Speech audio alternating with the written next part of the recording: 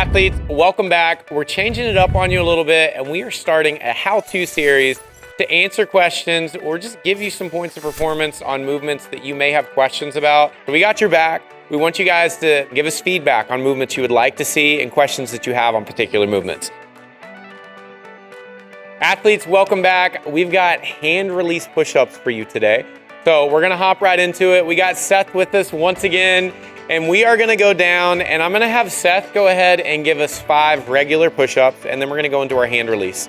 So our regular push-ups, our standard here is he's gonna go down, touch his chest to the floor, his quads will touch the floor, but we're not gonna go loose on the bottom. So we've got 5 reps, hitting full extension at the top. Go ahead and turn to the side for me as well, Seth, and just hit 2 more reps so that we can get a good profile view.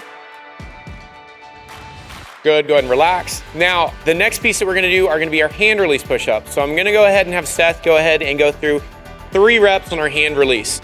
Now with our hand release, he's gonna go down to the floor, he picks his hands up, and then he goes right back into the push-up. If you've seen the Army standard of this, what they do is they go back down into a push-up, put your arms out to the sides, and then back in. You have seen that variation, but what we're going to be doing for our purposes is just the pick up off the floor. But I like to explain all of them if you've seen them before.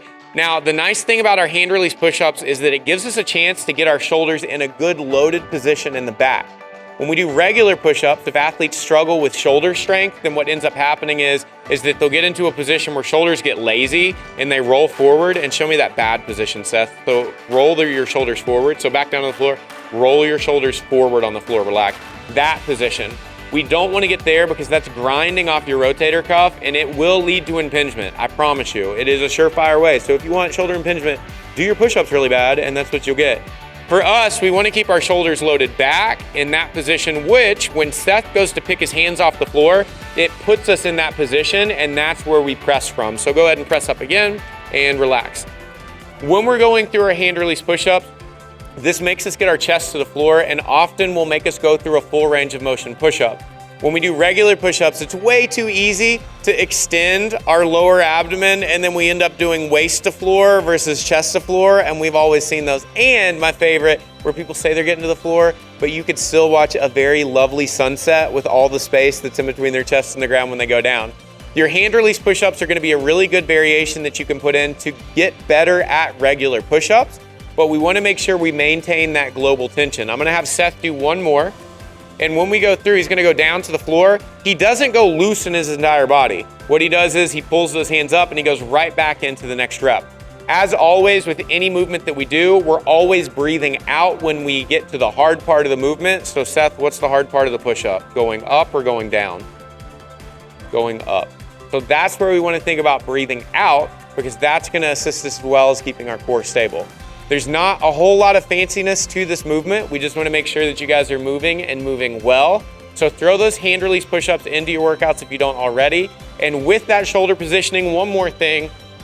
When I cue athletes, whether you're going to be working on a barbell, we're working on anything that's going to involve shoulders, I give you the cue, and this is not just because I love superheroes, with Spider-Man being the greatest superhero of all, but you got to put a cape on. And what I mean by that is that I'm going to have Seth turn to the side, give me a little bit of a profile. I just want him to get lazy. I want like bad posture. This is the position you'll see a lot of people do push-ups in. You'll see them pick up a bar like this. Now, if I tell Seth, put your cape on, Seth, how are you going to stand if you got your cape on? Just like that. So we think about shoulders coming down and back.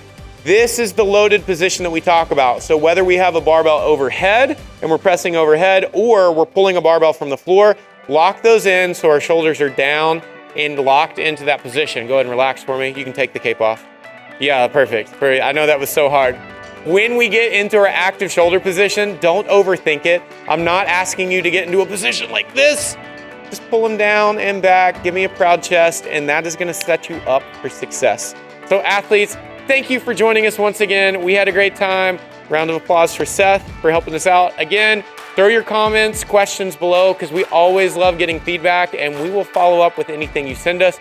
As always, be good, be kind, and join us again for another great day of fitness.